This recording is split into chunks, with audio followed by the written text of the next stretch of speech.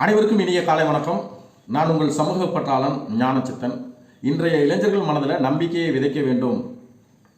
அதோடு மட்டுமல்லாமல் இன்றைய இளைஞர்கள் வேலைவாய்ப்பு இல்லாமல் நிறைய பேர் இருக்கிறாங்க. அரசு தேர்வில் ஜெயிக்கணும் அப்படிங்கிற ஒரு நல்ல எண்ணத்தின் அடிப்படையில் நான் நாள்தோறும் பயனுள்ள பல நல்ல தகவலையும் நம்பிக்கை சார்ந்த விஷயங்களையும் சுவாரஸ்யமான தகவலையும் வழங்கி வரேன். அந்த வகையில் நம்ம இன்றைக்கி பார்க்க போகிற பயனுள்ள தகவல், நம்பிக்கை தகவல், சுவாரஸ்யமான தகவல் என்ன அப்படின்னா, புரட்சி தலைவர், புரட்சி நடிகர், பொன்மனச்செம்மல், இதயக்கனி, மக்கள் திலகம், வாத்தியார், 8வது வள்ளல், எத்தனை பேர் பாருங்கள். இந்த பேர்களுக்கு எல்லாம் சொந்தக்காரர் எம்ஜிஆர். அவருடைய பிறந்த தினம் ஜனவரி 17ஆம் தேதியான இன்று. அவர் 1917 ஜனவரி 17 இலங்கையில் கண்டி அப்படிங்கிற இடத்துல பிறந்தார். அவருடைய பூர்வீகம் கேரள மாநிலம் பாலக்காடு. ஆக்சுவலாக எம்ஜிஆர் அப்படிங்கிறது அவருடைய initial. M for Maruthur, G for Gopalamenon, R for Ramachandran. MGR, Maruthur Gopalamenon Ramachandran, அதனுடைய ஷார்ட் ஃபார்ம் தான் எம்ஜிஆர். இந்த எம்ஜிஆர் அப்படிங்கிற 3 எழுத்து, அதாவது அவருடைய பாட்டே ஒரு எடுத்துக்காட்டாக இருக்குது. 3 எழுத்தில் மூச்சு இருக்கும், அது முடிந்து பின்னாலும் பேச்சு இருக்கும் அப்படிங்கிறதுக்கு அது ஆக்சுவலாக அறிஞர் அண்ணாவுக்காக எம்ஜிஆர் பாடின பாட்டு. அது 3 எழுத்தில் என் மூச்சு இருக்கும், அது முடிந்த பின்னாலும் பேச்சு இருக்கும் அப்படிங்கிற பாட்டு.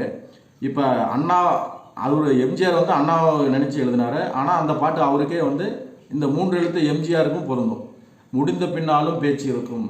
ஏன்னா அவர் இறந்து 40 வருஷம் ஆனாலும், மண்ணை விட்டு மறைந்தாலும் மக்கள் மனதை விட்டு மறையாதவர் எம்ஜிஆர். இப்போ எம்ஜிஆருக்கு பல சிறப்பு பேர்கள் இருக்குது. ஒவ்வொரு சிறப்பு பேர் எப்படி வந்தது, சிறப்பு பேர் இப்போ நிறைய பேர் இன்றைக்கெல்லாம் நிறைய பேர் பட்டம் வச்சுருக்கிறாங்க. ஆனால் அந்த பட்டத்திற்கும் அவங்களுக்கும் சம்மந்தமே இருக்காது. பட்டம் மட்டும் வச்சுருப்பாங்க, அதுக்கு சம்மந்தம் இருக்காது. ஆனால் எம்ஜிஆருக்கு பட்டம் பொருத்தமான பேர், ஒவ்வொரு பேரும் பொருத்தமான பேர். இப்போ எக்ஸாம்பிள், புரட்சி நடிகர் அப்படின்னு எம்ஜிஆருக்கு பேர் இருக்குது.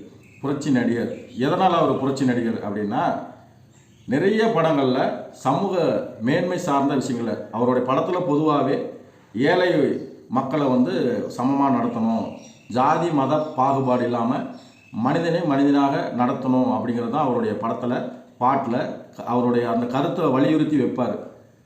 கொடுத்ததெல்லாம் கொடுத்தான், அது யாருக்காக கொடுத்தான், ஒருத்தருக்காக கொடுத்தான், இல்லை ஊருக்காக கொடுத்தான் அப்படின்னு சொல்லி. அது மட்டும் இல்லை, அதாவது உழைக்கும் வர்க்கத்தை சார்ந்த விவசாயியா, ரிக்ஷாக்காரனா, மீனவனா, ஒரு ஓட்டுநரா, ஒரு சுமை தூக்கும் தொழிலாளியா, இப்படி அவருடைய படத்தில் கேரக்டர் எல்லாமே பார்த்தீங்கன்னா உழைக்கும் வர்க்கத்தை சார்ந்தவங்கள மாதிரி தான் இருக்கும். பணக்காரனாக நடித்தாலும் அந்த பணக்காரனை, இப்போ நீதிக்கு பின் பாசம் அப்படிங்கிற படத்தில் பணக்காரனாக நடிப்பார். ஆனால் அந்த படத்தில் ஒரு, அதாவது தான் செய்த தவறுக்கு தவறே செய்யாத தண்டனை அனுப்பிப்பார். அதனால் அந்த தண்டனைக்கு நான் என்ன பொருத்தமோ அதை நான் செஞ்சே ஆகணும். அதாவது நீதிக்கு பின் பாசம், ஃபஸ்ட்டு நீதி தான் அப்படிங்கிறது தான் அந்த படம். பணக்காரனாக நடித்தாலும் அதில் ஒரு கருத்து இருக்குது. புரட்சி நடிகர் எதனால் அப்படிங்கிறதுக்காக நான் இதெல்லாம் சொல்கிறேன். அது மட்டும் இல்லை, மதுரை வீரன் அப்படிங்கிற ஒரு திரைப்படம். அந்த திரைப்படம், அந்த படத்தோட மைய கருத்து என்ன அப்படின்னா, உழைக்கும் வர்க்கத்தை சார்ந்த இவர் அரண்மனை காவலாளியாக, அதாவது இளவரசி தங்கியிருக்கிற இடத்துல இவர் போய் கார்டு பார்ப்பார். கார்டு மீன்ஸ் பாதுகாவலர். அப்போ பார்க்கும்போது அந்த இளவரசிக்கும் இவருக்கும் காதல் ஏற்பட்டுருது. அதனால் போய் கல்யாணம் பண்ணிக்கிறாங்க. அதனால் அவரை மாறுகை மாறுகால் வாங்குவாங்க. மதுரை வீரன் அப்படிங்கிற அந்த திரைப்படம். அந்த திரைப்படத்தில் மைய கருத்து என்னென்னா, ஆண்டியாக இருந்தாலும் அரசனாக இருந்தாலும் காதலுங்கிறது பொதுவானது அப்படிங்கிறது தான் அந்த இப்போ இன்றைக்கி படம் என்ன நசுக்கிட்டாங்க, பிரிக்கிட்டாங்க, அமைக்கிட்டாங்கன்னு எடுக்கிறாங்க. இந்த புரட்சியெல்லாம் அவரே அன்றைக்கே பண்ண ஒரு எம்ஜிஆர்.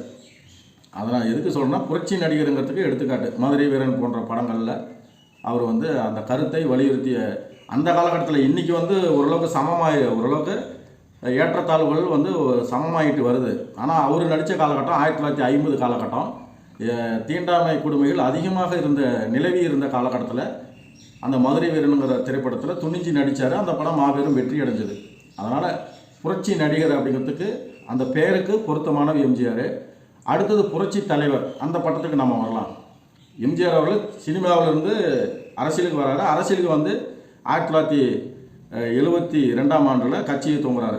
ஏடிஎம்கே, அதாவது அதிமுக. அந்த கட்சி துவங்க முதல்ல ஆட்சி பிடிக்கிறார். 77லிருந்து 87 வரைக்கும் எம்ஜிஆர் அவர்கள் தொடர்ந்து 10 ஆண்டுகள் முதலமைச்சராக இருந்தார். 3 முறை மக்களால் தேர்ந்தெடுக்கப்பட்டு முதலமைச்சராக இருந்தார். இந்த சாதனை யாரும் இது வரைக்கும் செய்யலை. இப்போ எம்ஜிஆர் வந்து புரட்சி தலைவர் அந்த பேருக்கு, ஏன்னா எடுத்த உடனே கட்சி ஆரம்பித்து 77லிருந்து 87 வரைக்கும் முதலமைச்சராக இருக்கிறார். 10 வருஷம் தொடர்ந்து 3 முறை. அப்போ புரட்சி தலைவர் அப்படிங்கிறதுக்கு அந்த பேருக்கு பொருத்தமானவர் எம்ஜிஆர். அடுத்தது பொன்மனச்செம்மல் அப்படிங்கிற பட்டம். இந்த பொன்மனச்செம்மல் அப்படிங்கிற பட்டம் முதல்ல கொடுத்தது யார் அப்படின்னா திருமுருக கிருபனந்த வாரியார் அவர்கள். எம்ஜிஆருக்கு கொடுத்த பட்டம் தான் பொன்மனச்செம்மல் அப்படிங்கிற பட்டம். எம்ஜிஆர்களுடைய சாதனை நிறைய இருக்குது. அது வந்து இந்த வீடியோ மூலிமா நம்ம சொல்லி அது முடிக்க முடியாது. அது அதாவது நாள் கணக்காக, வாரக்கணக்காக, வருஷ கணக்காக சொல்லிகிட்டே போகலாம். அந்தளவுக்கு எம்ஜிஆரின் புகழ், அந்தளவுக்கு பான்கடல் மாதிரி கடைய அமுதம் வர மாதிரி அவரை பற்றி தேட தகவல் வந்துக்கிட்டே இருக்குது. இப்போ இந்த பொன்மனச்செம்மல் அப்படிங்கிறது ஒரே ஒரு உதாரணம் நான் சொல்கிறேன். பல உதாரணம் இருக்குது, இருந்தாலும் ஒரே ஒரு உதாரணம் பொன்மனச்செம்மல். எம்ஜிஆர் அவர்கள் முதலமைச்சராக இருக்கிறாரு. அவர் வீடு வந்து ராமாவரம் தோட்டம், கிண்டி, அதாவது கிண்டியிலேருந்து பூந்தமல்லி போகிற அந்த போரூர் போகிற இடத்துல ராமாவரம் தோட்டம். இது எதுக்குன்னா சென்னையில் இருக்கிறவங்களுக்கு தெரியும், பிற மாவட்டங்களுக்கு தெரியாது, அதுக்காக சொல்கிறேன். அந்த கிண்டியிலேருந்து போரூர் போகிற வழியில் ராமாவரம் தோட்டம். எம்ஜிஆர் அவர்கள் தலைமைச் செயலகம் போகிறாரு. ராமாவரம் தோட்டத்துலேருந்து தலைமைச் செயலகம் போகிறாரு. போகும்போது காரு போகும்போது பார்த்துட்டே போகும்போது பப்ளிக்கு பார்த்தோன்னே காரை நிறுத்த சொல்கிறாரு. நிறுத்தினோடனே ஒரு அம்மா, வயதான அம்மா, அந்த அம்மாவை பார்க்கும்போதே தெரியுது ஒரு ஏழ்மையான சூழலில், வறுமை நிலையில் வாடி இருக்கிறாங்கன்னு. சாந்தாம்மா ஏன் நிற்கிறீங்க, இங்கே வாங்க அப்படின்னு பேரை சொல்லி கூப்பிட்றாரு எம்ஜிஆர். உடனே அந்த அம்மா வந்து நிற்கிது. நின்ன உடனே கண்ணீர் வந்து அருவியாக கொட்டுது. நான் வந்து முடிந்த அளவு நான் தவிர்க்க நினச்சேன். என்னன்னா பல மாதம் நான் வாடகை கட்ட முடியல, வாடகை வீட்டில் இருக்கிறேன், வாடகை கட்ட முடியல, கடன் தொல்லை நிறைய ஆகிப்போச்சு, அதனால் கடனும் கட்ட முடியல, என்ன பண்ணுறதுனே எனக்கு தெரியல, உங்களை தவிர்க்கலான்னு தான் நான் நினச்சி 10ஓட 11 நின்றுட்டு இருக்கிறேன் கும்பலில் அப்படின்னு சொல்லி அப்படி கண்ணில் தண்ணி வரும்போது எம்ஜிஆர் அந்த கண்ணீரை துடைச்சி விட்றாரு. கர்ச்சீப் எடுத்து துடைச்சி விட்டு, அம்மா நீங்கள் முதல்ல போய் சாப்பிடுங்க, சாப்பிட்டு வந்து நம்ம அப்புறம் பேசலாம் அப்படின்னு சொல்லி முதல்ல அந்த அம்மா போய் எடுக்கிறதே அவர் அன்னமிட்ட கை எம்ஜிஆர். அதாவது அவர் வீட்டில் சாப்பாடு எனி டைம் எல்லாத்துக்கும் சாப்பாடு போட்டுகிட்டே இருப்பார். இதை பார்த்து தான் கேப்டன் விஜயகாந்த் அவர்கள் அந்த ஹேபிட்டை வளர்த்துக்கிட்டார். அப்போ எம்ஜிஆர் முதல்ல பார்க்க போனாவே முதல்ல சாப்பிட்டு தான் அவர் போய் பார்க்கணும், அதுதான் முதல் கண்டிஷன்.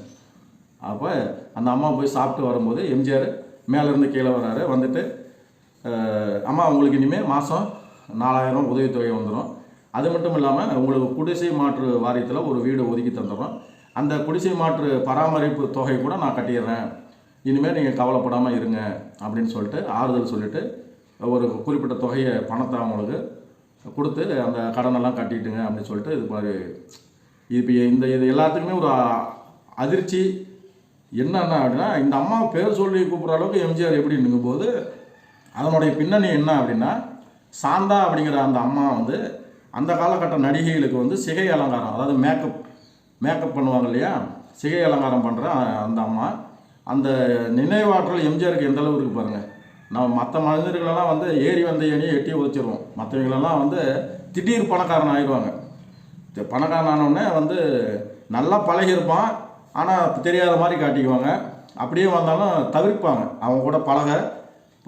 ஏறி வந்த ஏணியை எட்டி உதைக்கிற கதையா இல்லை கடந்த கால நிகழ்வுகளை வந்து மறந்துடுற மாதிரி நடிப்பாங்க. ஆனால் எம்ஜிஆர் அவர்கள் அந்த அம்மா வந்து சிகை மேக்கப் ஆர்டிஸ்ட்டாக இருந்துக்கிறாங்க. அந்த இதில் அந்த அடையாளத்தை வச்சு அந்த அம்மாவை கூப்பிட்டு அந்த உதவி செஞ்சுருக்கிறாங்க. இப்போ தெரியுதா, பொன்மனச்செம்மல் அப்படிங்கிற பட்டத்திற்கு பொருத்தமானவர் எம்ஜிஆர் அப்படிங்கிறதுக்கு இந்த ஒரு நிகழ்வு. நிறைய நிகழ்வு இருக்குது, கால நேரத்தின் அருமை கருதி இந்த ஒரு நிகழ்வு நான் சுட்டி காட்டுறேன். அடுத்ததாக மக்கள் திலகம் எம்ஜிஆர்.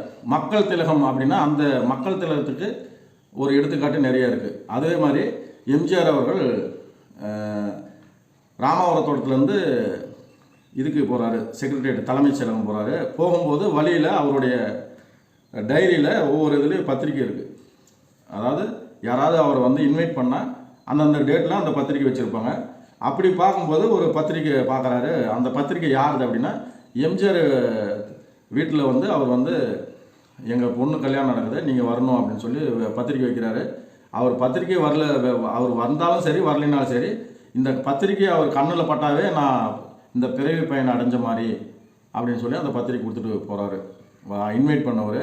அந்த பத்திரிக்கை பார்த்துட்டு உடனே எம்ஜிஆர் வந்து சைதாப்பேட்டையில் அங்கே நிறுத்த சொல்லி உடனே ஒரு குடிசை நோக்கி அவர் போகிறாரு. போயிட்டு அவங்கள மணமக்களை வாழ்த்திட்டு, அந்த எதுக்கு நான் சொல்கிறேன்னா, எல்லாருக்கும் பொதுவாக ஒரு மக்களை வந்து மக்களால் தான் இவர் வளர்ந்துறாரு, புரியுதுங்களா?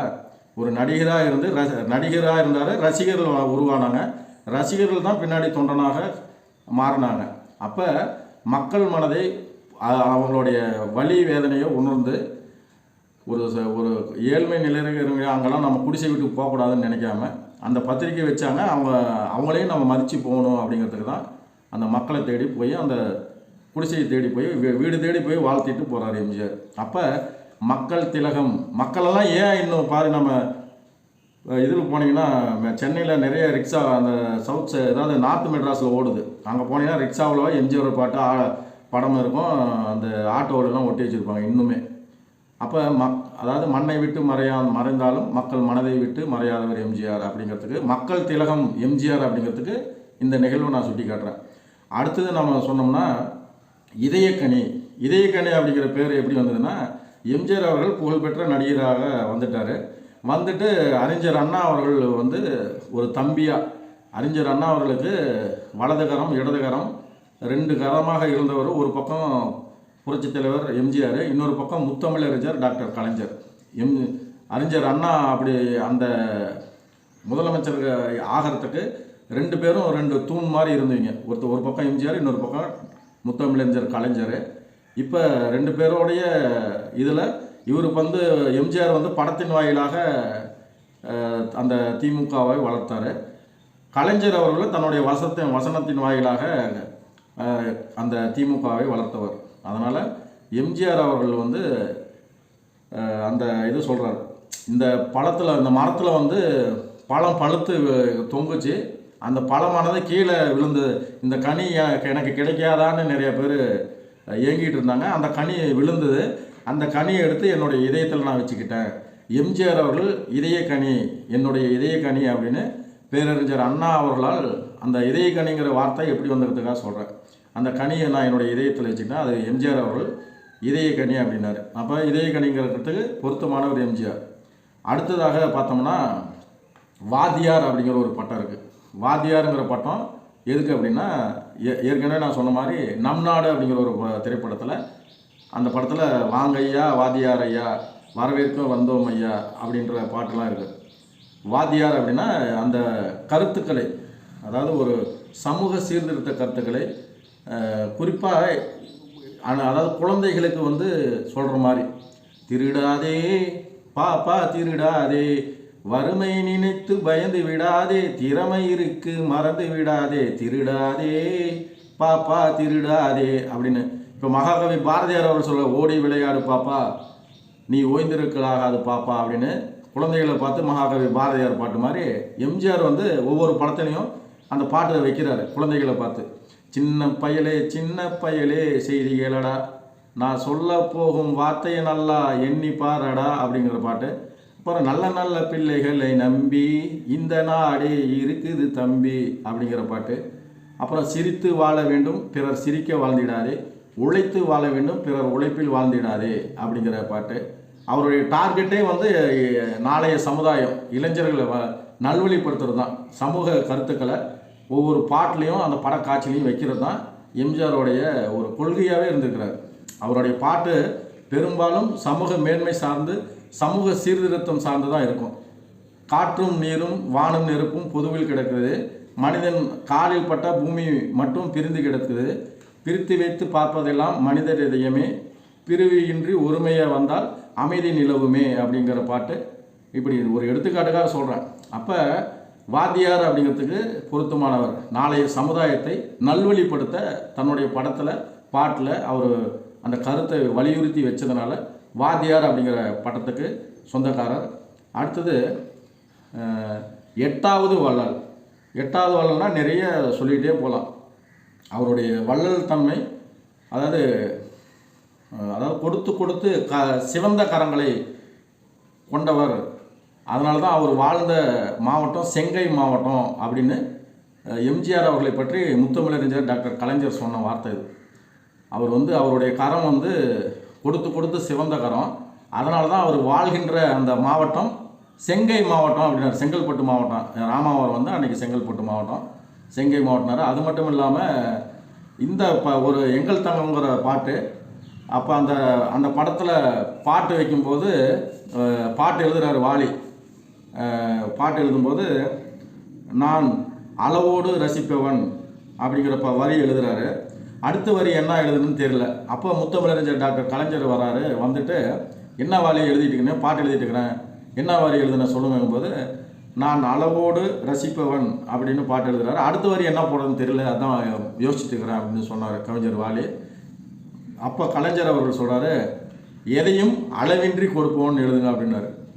நான் அளவோடு ரசிப்பவன், அடுத்த வரி வந்து கலைஞர் சொன்ன வரி, எதையும் அளவின்றி கொடுப்பவன் அப்படிங்கிறது.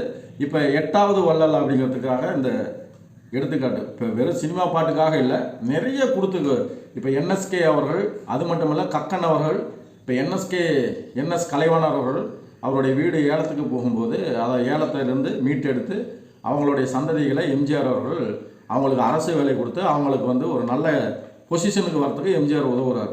ஆக்சுவலாக என்எஸ்கே அவர்களுடைய வள்ளல் தன்மையை தான் எம்ஜிஆர் அவர்கள் கடைபிடித்தார். என்எஸ்கே அவர்கள் வந்து நிறைய பேர் ஏழை எளியவருக்கு நிறைய மனிதாபிமானத்தோடு நிறைய செஞ்சார் நல்லது. அதை பார்த்து அதாவது பூவோடு சேர்ந்து நாரும் மணப்போங்கிற மாதிரி என்எஸ்கே கூட இருந்து எம்ஜிஆர் வந்து அந்த வள்ளல் தன்மையை கற்றுக்கிறார். அப்போ என்எஸ்கே அந்த இது சொல்கிறேன். இப்போ 8வது வள்ளல்ங்கிறதுக்காக அவருடைய வீடு ஏலத்துக்கு போகும்போது அதை எடுத்து மீட்டு கொடுத்து அவங்களுடைய பிள்ளைகளுக்கு அரசு வேலை கொடுத்து அவங்கள காப்பாற்றினார். அடுத்தது கக்கன் அவர்கள், அதாவது கரைபிடியாத கரங்களை கொண்ட கக்கன் அவர்கள் வந்து அரசு மருத்துவமனையில் சிகிச்சை பெற்று வராரு. அப்போ சிகிச்சை பெற்று வரும்போது எம்ஜிஆர் மதுரைக்கு போகும்போது வேற ஒரு வேலையாக போனவர் இந்த ஹாஸ்பிட்டலில் கக்கன் ஐயாவும் அந்த தங்கி சிகிச்சை பெறாருங்கும்போது அங்கே போகிறார் எம்ஜிஆர். யார்கிட்டையும் சொல்லாமல் உடனே டக்குன்னு உடனே போயிட்டு அவர் வந்து சாதாரண வார்டில் இருக்கிறார். கக்கன் ஐயா அவங்க கரைபிடியாத அப்பழுக்கற்ற அரசியல்வாதி. அரசியல்வாதிக்கு ஒரு இலக்கணம் அப்படின்னா கக்கன் அவர்களே சொல்லலாம். காமராஜர் ஐயா இவங்கெல்லாம் வந்து அரசியலில் ஒரு மாபெரும் ஆளுமைகள். இப்போ கக்கன் ஐயா அவங்கள பார்த்து, ஐயா நீங்கள் இப்படி இருக்கிறீங்களே அப்படின்னு சொல்லி சாதா வார்டுலேருந்து ஸ்பெஷல் வார்டுக்கு மாற்றுறாரு. எப்படின்னா யாருமே உதவி அவருக்கு யாருமே கேட்கல கக்கன் ஐயா. இவர் போய் அவருக்கு உதவி செஞ்சு அவருக்கு தேவையான சிகிச்சை மேற்கொள்ள அவர் நடவடிக்கை எடுக்கிறார். அதாவது யார் வள்ளல்லாம் கேட்டது தான் கொடுப்பாங்கன்னு இல்லாமல் கேட்காமையே கொடுத்த வள்ளல் எம்ஜிஆர். அதனால் 8வது வள்ளல் எம்ஜிஆர் அப்படிங்கிறதுக்கு பொருத்தமானவர். இப்போ எல்லாமே நான் சொன்ன மாதிரி புரட்சி நடிகர், புரட்சி தலைவர், பொன்மனச் செம்மல், மக்கள் திலகம், இதயக்கனி, வாத்தியார், 8வது வள்ளல், இப்போ எல்லா பட்டங்களுக்கும் சிறப்பு பெயர்களுக்கும் பொருத்தமானவர் எம்ஜிஆர். ஜனவரி 17ஆம் தேதியான இன்று அவருடைய பிறந்த தினம். அவர் வந்து மறைந்தது வந்து டிசம்பர் 24, 1987. எம்ஜிஆர் அவருடைய வாழ்க்கையில் 7 அப்படிங்கிற எண் வந்து கூடவே வரும். அவர் பிறந்தது ஜனவரி 17, 1917, இறந்தது 1987. அந்த மாதிரி எம்ஜிஆர் அவர்களுடைய கூடவே அவருடைய ராசி எண் எம்ஜிஆர் 7. இப்போ அவர் பயன்படுத்திய காரு கூட 4777 அப்படிங்கிற காரு. நீங்கள் இந்த தகவல் எல்லாமே நீங்கள் தெரிஞ்சுக்கணும். இதில் நிறைய ஜிகே இருக்குது. எம்ஜிஆர் முதலமைச்சரானது அது மட்டும் இல்லாமல் ஒரு மனித நேயம். நான் வந்து வாழ்க்கையில் ஜெயித்த உடனே நிறைய பேர் நான் இந்த பதிவு நான் வலியுறுத்தி வைக்கிறேன் அப்படின்னா நான் நிறைய பேர் சந்திச்சிருக்கிறேன். எல்லாருமே வந்து இருக்கும்போது ஒரு மாதிரியும் இல்லாத போது ஒரு மாதிரியும் என்னுடைய என் கண்ணு முன்னாடியே என் கூடயே இருந்து ஒருத்தர் போய் வாழ்க்கையில் ஜெயிச்சிட்டாரு. அப்போ 10 வருஷத்துக்கு முன்னாடி இருந்த அவருடைய குணநலங்கள் இன்றைக்கி இல்லை. ஒரு சாதாரண ஒரு மனிதனுக்கே இப்படி, அதாவது ஒரு ஒரு பொசிஷனில் மாறுது. அதில் வந்து அவர் தன்னுடைய நிலைப்பாட்டை மாற்றிக்கிறாரு. இவ்வளவு பேரும் புகழும் இவ்வளவு செல்வாக்கும் இருந்த எம்ஜிஆர் அந்த தான் கடந்து வந்த பாதையை மறக்காமல், ஏறி வந்த ஏணியை எட்டி உதைக்காமல் இப்படி பல சிறப்புகளை செஞ்சிருக்கிறாரு. அப்படிங்கும்போது எம்ஜிஆர் அவர்கள் ஒரு 8வது வள்ளல் மட்டுமல்ல, 8வது அதிசயமும் கூட எம்ஜிஆர். அதனால் இந்த தகவல் அனைத்தும் உங்களுக்கு பயனுள்ளதாக இருக்கும்னு நான் நினைக்கிறேன். மீண்டும் ஒரு நல்ல தகவலோடு நான் உங்களை சந்திக்கிறேன். நன்றி, வணக்கம். நான் உங்கள் சமூக பற்றாளன் ஞானச்சித்தன்.